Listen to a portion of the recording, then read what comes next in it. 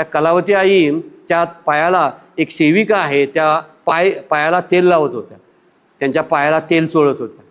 आणि कलावती आई त्यावेळी हार बनवत होत्या, भगवान श्रीकृष्णाच्या मूर्तीला अर्पण करण्यासाठी हार बनवत होत्या.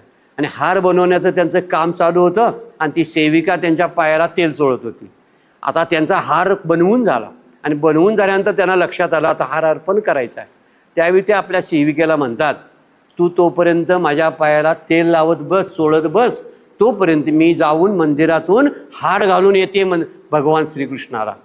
किती वरची स्थिती आहे बघायची आपण. त्यांना आपण देहावर आहोत हे माहितीच नाही, आपल्या पायाला तेल लावायला लागलेले आहेत आणि तरी पण म्हणतात त्या काय की तू पायाला तेल लाव, तोपर्यंत मी मंदिरात जाऊन हार घालून येतो. किती गमतीशीर गोष्ट आहे ही. उच्च दर्जाची अवस्था आहे. उच्च दर्जाची अवस्था याला त्याबद्दलचा डोक्यात दुसरा विचार त्यांच्या नव्हता म्हणून त्यांना ते बोलायला जमलं.